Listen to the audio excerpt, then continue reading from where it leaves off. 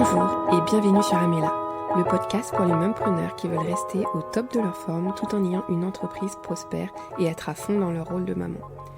Je m'appelle Mélissa et à part pour les jobs étudiants, j'ai toujours été à mon compte. Les difficultés ont pointé le bout de leur nez avec l'arrivée de mes enfants, que j'avais tant voulu et qui ont chamboulé mes nuits et mon emploi du temps. Je suis persuadée que tout peut s'accorder sans sacrifier sa santé, son business ou sa vie de famille. Du coup, je vous partage les astuces que j'ai pu mettre en place tout au long de ce parcours. Si vous souhaitez en savoir plus, rendez-vous dans la description de ce podcast et bonne écoute. Bonjour et bienvenue dans cet épisode que j'apprécie particulièrement, tout simplement parce que c'est quelque chose qui m'a été demandé et je me dis que peut-être que d'autres personnes sont intéressées puisque c'est une question qu'on m'a posée plusieurs fois.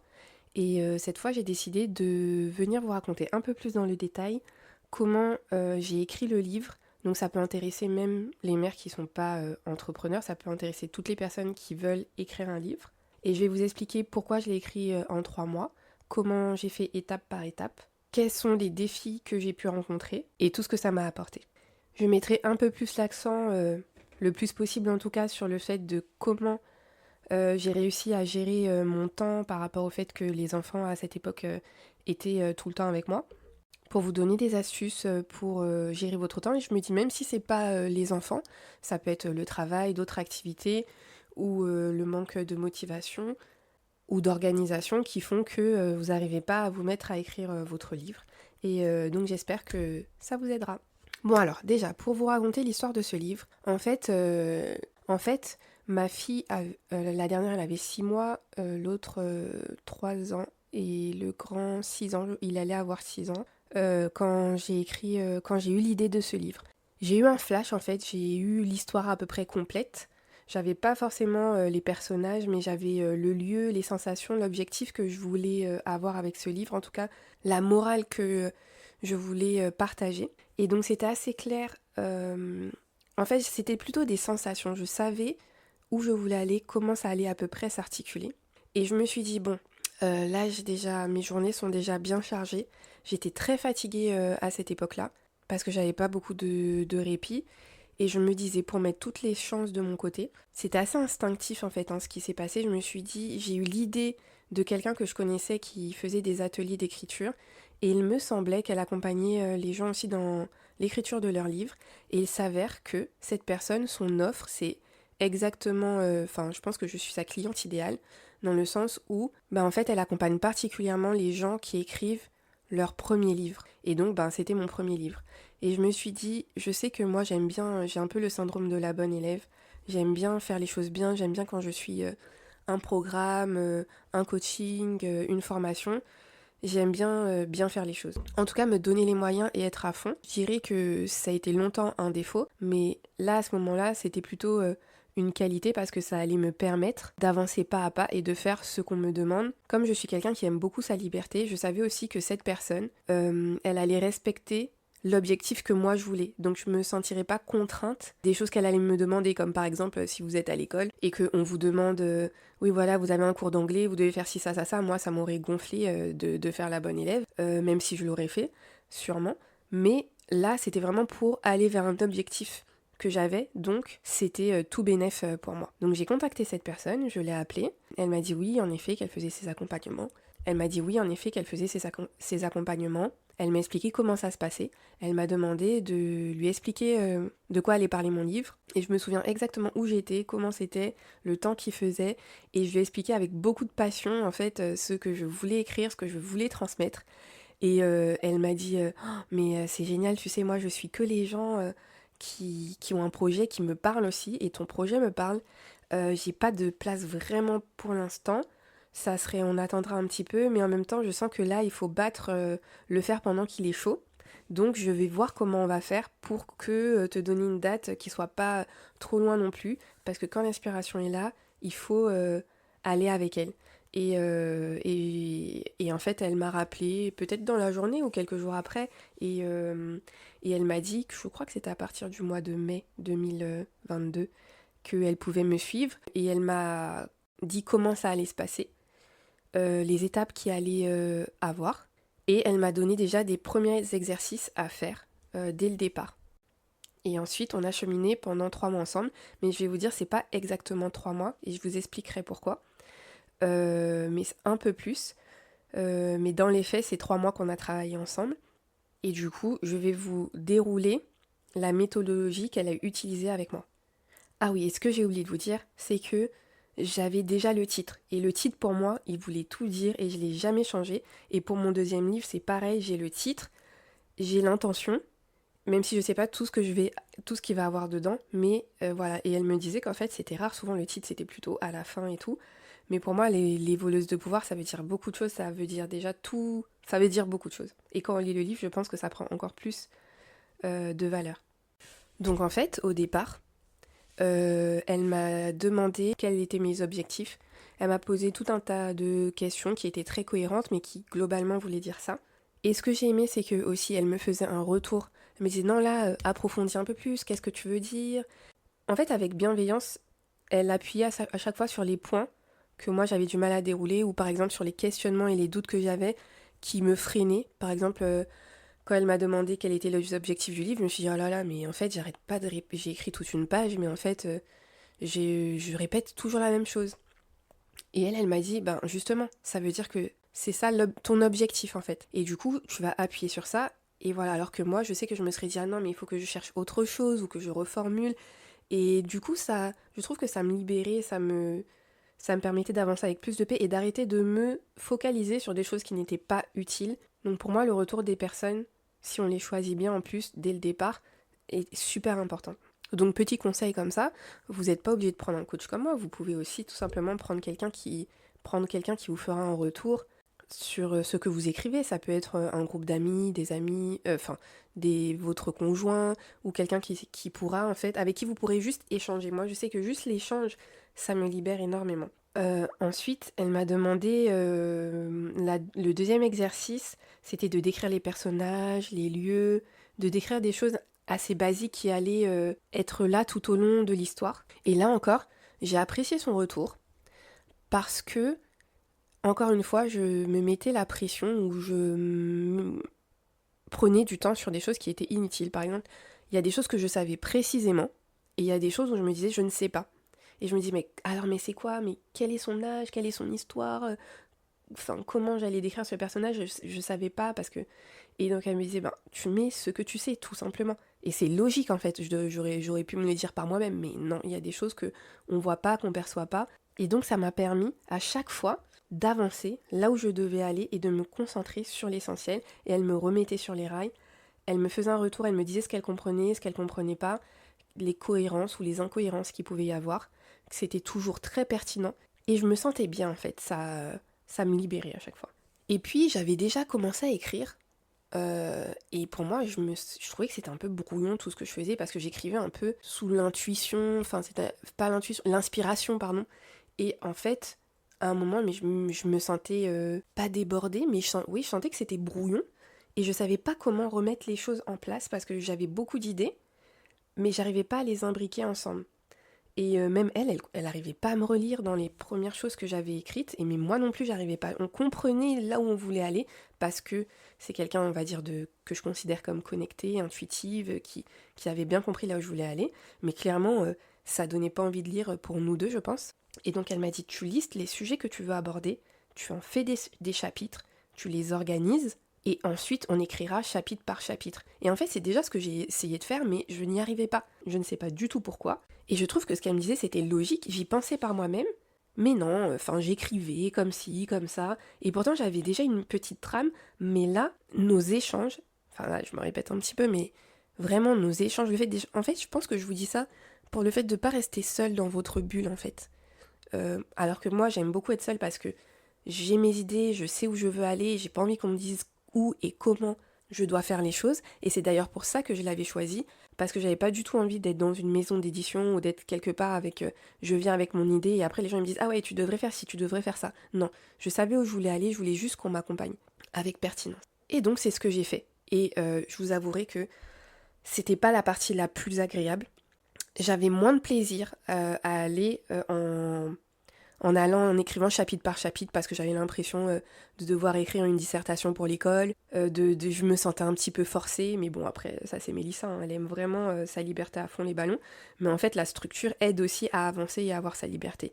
Donc j'ai joué le jeu, même quand j'avais pas envie, je le faisais en fait, j'écrivais le chapitre, je déroulais et j'écrivais ce qui venait, ce que j'avais comme idée, ce que je pouvais, et des fois j'écrivais pour écrire, mais en fait ça fonctionnait parce que je savais où je voulais aller, je faisais les liens, et ce que je voulais ajouter, parce que dans une des questions qui m'a été posée, ou que, en tout cas dans les échanges que j'ai avec les gens avec qui je discute aussi au sujet du livre, on me dit ouais mais quand j'ai pas d'inspiration, ouais mais là sauf que l'inspiration elle était déjà là, j'avais déjà entre guillemets reçu les idées, les informations, il fallait que je fasse mon taf et j'ai fait mon taf et c'était pas le plus agréable possible. Mais petit conseil, petite astuce, rendez ça agréable. Moi ce que j'aime bien c'est faire quand je travaille, c'est faire un peu comme si je vais aller dans un spa. J'essaye de mettre une ambiance vraiment cocooning. J'aime trop mettre des bougies, avoir une bonne odeur, me faire une boisson chaude, ou une boisson, vu qu'il fait chaud ici, des fois je me fais juste un petit sirop de pamplemousse avec de l'eau fraîche, enfin quelque chose qui me fait du bien sur le moment. Je fais en sorte de bien m'installer, je fais en sorte que ce soit un bon moment, je le rends agréable. Et vous pouvez, les moments qui sont les moins agréables, les rendre agréables en fait, juste en mettant des choses que vous aimez. Je mets un vêtement où je me sens bien, et petit truc entre filles, moi j'enlève mon soutien. Quand je travaille, j'ai pas de soutien, j'ai pas de barrière, je me sens vraiment libre, je mets des vêtements sans couture, où je me sens vraiment à l'aise sur le moment, et je m'écoute en fait, hein, et je rends ce moment agréable. Donc en fait après, des fois je me prenais la tête sur les tournures de phrases, sur les corrections à apporter, je m'arrêtais à chaque fois pour essayer de corriger les fautes, de rendre les phrases belles, poétiques ou je ne sais quoi. Elle m'a dit non, là, tu écris, et je t'assure qu'on aura le temps de revenir dessus. Et je comprenais pas vraiment ce qu'elle me disait, je me disais autant écrire tout de suite bien. Et donc j'ai essayé d'écrire le mieux possible, vite, pas vite, le mieux possible d'une manière la plus agréable. Et en fait, elle avait carrément raison, vu que ensuite on a commencé à faire les révisions et les corrections. Et en fait, les corrections, en fait, ça nous a pris du temps.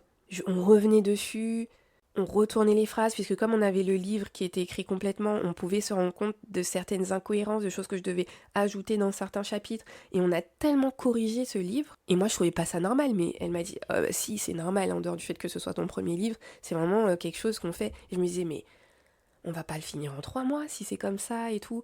Et à un moment, il y a eu les vacances d'été, les enfants étaient malades, j'avais voyagé, elle n'était pas disponible aussi pour je ne sais quoi, donc il y a des semaines où on a fait un retour, mais pas aussi approfondi que les autres, donc c'est pour ça que les autres moments où on se voyait, c'est pour ça que je vous dis que ça a mis un peu plus de 3 mois, parce qu'il y a eu des imprévus en fait, hein, mais on était assez flexible sur ça.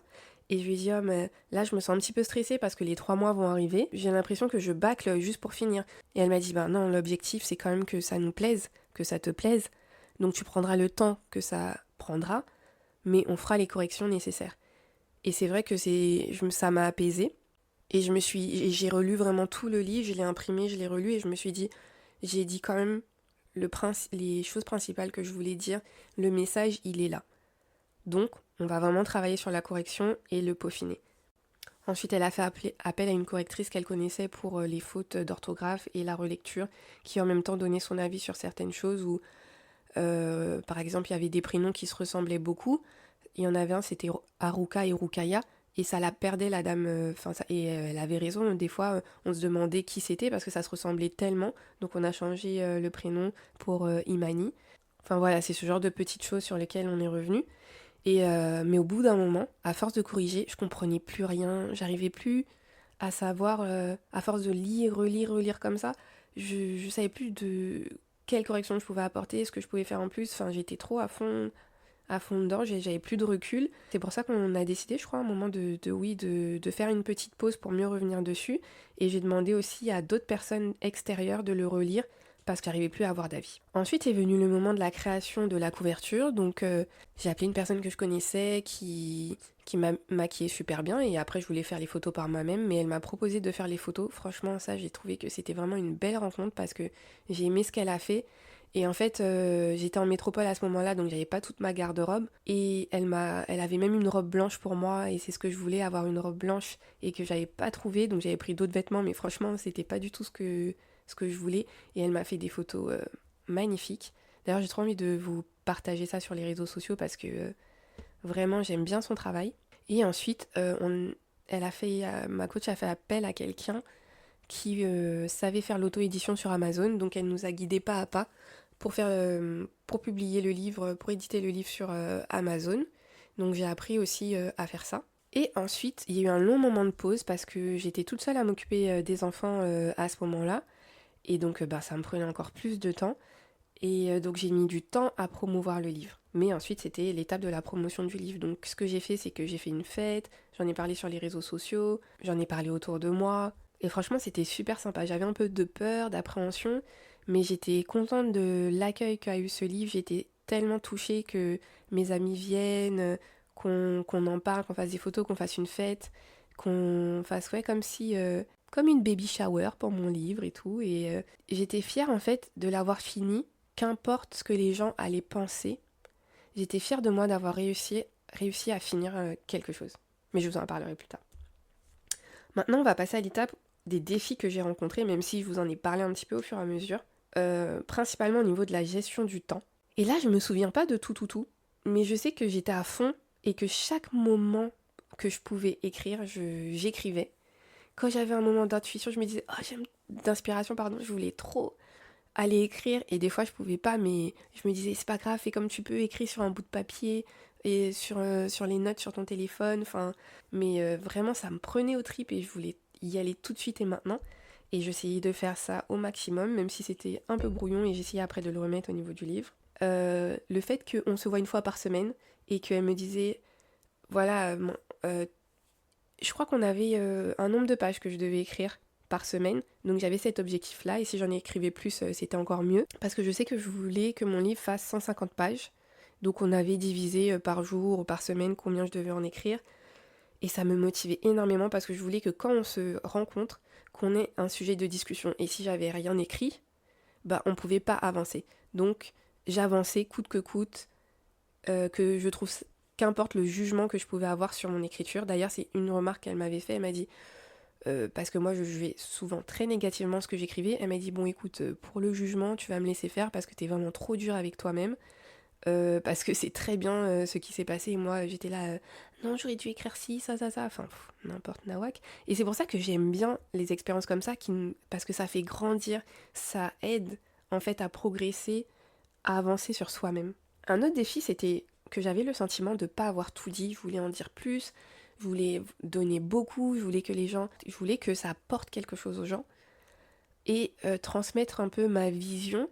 Et ça, il y a des choses où j'ai l'impression de ne pas réussir à l'avoir fait. Et au final, quand j'ai eu les retours, j'ai vu que les gens, ils avaient compris là où je voulais en venir. Et ils avaient compris aussi, même les choses que j'avais pas écrites. Et ça, je me suis dit, c'est génial, c'est vraiment super. Mais ça m'a quand même donné envie d'écrire un deuxième livre pour expliquer un peu plus là où je voulais en venir à la fin, l'autre monde que je voulais créer, donner des idées par rapport à comment faire autrement en fait. Et ensuite, mon autre défi, c'est que je voulais vraiment être compréhensible, que ce soit cohérent. Et donc, je me suis beaucoup posé des questions par rapport à ça. Je crois qu'à un moment, j'avais un peu de doute et de peur sur comment allait être reçu mon livre, mais en fait, non, parce que c'était un défi personnel. Et quand je relisais le livre, je me suis dit, oh, c'est bon, en fait, je l'ai dit, j'ai dit ça. C'est bon, enfin, j'ai transmis mon message et des fois, je me disais, oh, j'ai osé dire ça. Mais c'est waouh, enfin, et c'est un des retours que j'ai eu en plus il y a 2 jours. Une des lectrices m'a dit que ça a été courageux en fait ce que j'ai partagé. Et alors que j'avais l'impression de ne pas l'avoir fait, et je me suis dit, ah ouais, c'est vrai que j'ai dit ça, et donc ça m'a rendue fière pour moi-même, et je me disais, qu'importe ce que pensent les gens, en fait, parce que j'ai réussi à avancer, et j'avais eu l'idée d'un livre, et d'ailleurs, une question qui m'avait été posée, c'est est-ce que c'est venu comme ça? Non, en fait, j'ai toujours eu des idées d'écrire des livres, c'est juste que j'allais jamais jusqu'au bout. Et donc ça, pour moi, enfin, j'ai déjà dit, c'est déjà une fierté pour moi, juste de l'avoir fait. Parce qu'on aura toujours des choses à redire, même moi. Je reviens quand même un peu sur la gestion du temps. J'ai essayé de le faire quand ma dernière faisait la sieste. Mais moi, au fait, aussi, j'étais fatiguée. Mais je le faisais quand même. Quand mon mari arrivait, je lui disais, voilà, ça sera un temps pour mon livre dès que tu arriveras. Comme ça, lui, je savais qu'il gérait bien les enfants, qu'il s'en occupait bien. Et c'était pas facile parce que c'était le soir, je savais qu'il rentrait du travail, je savais qu'il était fatigué, j'avais envie de l'aider en fait. Et j'avais envie de participer, et puis j'entendais des fois les enfants crier, pleurer. Je me disais, ça doit pas être facile. Et le week-end, j'écrivais aussi beaucoup. En fait, je sais pas comment vous dire, mais c'est plutôt plus une intention. J'avais l'intention d'écrire et d'avancer. Et je me laissais pas parasiter par les autres choses, parce que je savais aussi que comme il y avait une deadline, ben j'avançais et je me disais pas oh, je dois faire ci, je dois faire ça, parce qu'en fait j'ai toujours des choses à faire. Donc en fait je me suis donné à fond et je me suis donné les moyens. C'était plus une intention que une organisation de fou. Et comme je savais qu'il y avait une fin, ben je me disais de toute façon après c'est bon, ce sera fini, ce sera fait, et c'est ce qui compte. Et en fait sur le coup, je trouvais que c'était difficile, mais quand je vous en parle, je trouve que bah, c'est juste une étape de vie et que quand on a envie de faire quelque chose, on le fait et point barre. Mais je vous dis ça parce que c'est déjà passé. Là, quand je vais écrire mon deuxième livre, on va voir comment ça va être. Je suis fière de moi d'avoir persévéré jusqu'au bout. Et quand on finit un projet, je trouve que, en fait, le fait de se mettre en action, ça apporte de la confiance en soi et ça augmente l'estime de soi. Et c'est ce qu'il faut, en fait, qu'importe comment ça va être, avancer et peaufiner au fur et à mesure. Mon deuxième livre, j'espère qu'il sera meilleur. Le troisième, encore meilleur. Et c'est ce que je me dis. À un moment, lance-toi et tu te perfectionneras au fur et à mesure. Donc pour moi, c'est des leçons de vie, c'est des choses que je trouve basiques, banales, mais on a tous nos défis, et quand on réussit à le mettre en action, waouh. J'ai beaucoup aimé les relations humaines que j'ai eues grâce à ce livre aussi. Ben, par rapport à ma coach, pour moi, c'était vraiment super. Je me sens chanceuse en fait, par rapport aux échanges que j'ai eus avec des personnes, les débats que ça a créé, par rapport au fait que de me sentir soutenue aussi par mes amis, ma famille, le fait qu'ils achètent mon livre, le fait qu'ils en parlent, waouh, ça, c'est une belle expérience humaine en fait. Pour moi, je me dis c'est pour ça que je suis là sur la terre, pour partager de l'amour avec les autres personnes, et cette expérience m'a permis de connaître ça.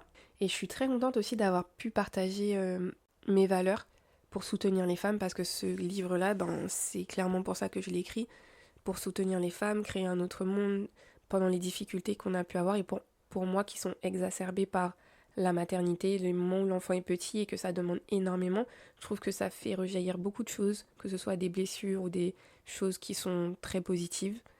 Et je trouve que les femmes sont très fortes, et c'est comme un moyen de les soutenir et de me soutenir et de soutenir mes filles. Comme j'ai dit dans un post sur les réseaux sociaux, c'est mon héritage aussi pour elles. Je leur souhaite d'être elles-mêmes, d'être épanouies, d'être libres, encore plus que ma génération. Et ça m'a permis aussi de constater vraiment que la méthode des petits pas, elle est vraiment importante. J'avance petit à petit, j'ai un gros objectif, je dois monter sur une montagne, mais petit à petit j'y vais. Et au final, ça crée quelque chose. Et ça m'a confortée dans le fait que voilà, avance petit à petit, au final ça donnera quelque chose. Peaufine au fur et à mesure, améliore et continue d'avancer. L'image globale, elle sera belle. En tout cas, elle donnera quelque chose. Et ensuite, j'étais contente des retours. Je m'attendais à rien du tout, mais j'étais contente des retours que j'ai eus, parce que j'ai demandé, surtout aux personnes que je connaissais, d'être sincères, parce que j'ai l'objectif d'écrire un deuxième livre. Donc je voulais qu'elles me disent des choses qui allaient, mais les choses qui n'allaient pas. Et j'ai aimé la manière dont on m'a rapporté les choses. J'ai aimé les retours en fait, parce que ça m'a permis de grandir, et c'est des choses que je me disais déjà, donc elles ont fait que confirmer ce que je pensais et ce que je voulais pour le deuxième livre. Ah oui, et c'est aussi quelque chose que ça m'a apporté, c'est qu'en fait dans le livre, j'ai écrit des choses que mon cœur désirait, des relations que je voulais.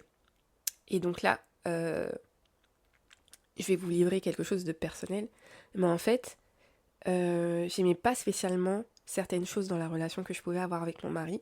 Et dans le livre, j'ai créé un personnage qui était le mari que je voulais, que j'aurais aimé, qui m'aurait fait du bien. Et je m'attendais pas à ce que mon mari soit comme ça. Et quand j'écrivais, j'aimais trop Il s'appelle Sitche, le mari d'Haruka. Et j'aimais tellement Sitche d'imaginer qu'il était à côté de moi. Je me disais, waouh, il est trop bien ce mec, c'est vraiment ce que je veux. Et aujourd'hui, c'est comme ça que mon mari il est. Alors que je lui en ai pas parlé, que je lui ai pas dit, même s'il a lu. En fait, quand j'avais fini d'écrire le livre, avant qu'il l'ait lu, et les traits de caractère que je voulais à côté de moi, je sais pas si j'utilise les bons termes, je vous dis ça vraiment d'une manière spontanée, c'est comme ça qu'il est maintenant. Et c'est tellement apaisant pour moi. Et c'est pour ça que je me dis, dans mon deuxième livre, je vais écrire encore plus des choses que je veux, les rêves que je veux réaliser. Et vraiment, quand j'écrivais le livre, je faisais comme si je l'avais déjà, comme si c'était déjà là, comme si c'était le mari que j'avais à mes côtés. Et waouh, je sais pas comment vous dire à l'intérieur de moi comment ça se passait, mais c'était vraiment un rêve parce que avoir des relations épanouies, c'est quand même très agréable. Et là, c'est ce que j'ai au quotidien. Et je me dis, waouh, c'est quand même assez magique. Et ça, c'est une motivation pour écrire mon deuxième livre. Donc voilà, j'espère que ça vous a plu. Le fait qu'on voit un peu la méthodologie que j'ai utilisée, les défis que j'ai rencontrés, de voir ce que ça m'a apporté. Je serais ravie d'avoir vos retours, de savoir ce qui vous a le plus apporté, les choses que vous aimeriez que je développe. Et je voulais vous proposer un petit défi. Moi, sur les réseaux sociaux, je vais partager le travail que je vais faire pour mon deuxième livre. Et si vous voulez qu'on se connecte un petit peu parce que vous avez l'objectif d'écrire un livre, parce que vous êtes en train d'écrire un livre, venez sur ma page, envoyez-moi un message en commentaire ou sur les réseaux sociaux. Et comme ça, on se motive mutuellement pour l'écriture de nos livres. Et voilà, l'épisode est terminé. Merci d'avoir été à l'écoute. Pense à regarder la description afin d'avoir les ressources mentionnées. Si tu as apprécié ce moment, tu peux mettre 5 étoiles et un commentaire sur la plateforme de ton choix. Si tu penses que ça pourrait parler à une connaissance, pense à lui partager. Je te dis à bientôt pour de nouvelles astuces. Entre mêmes preneurs, on se comprend.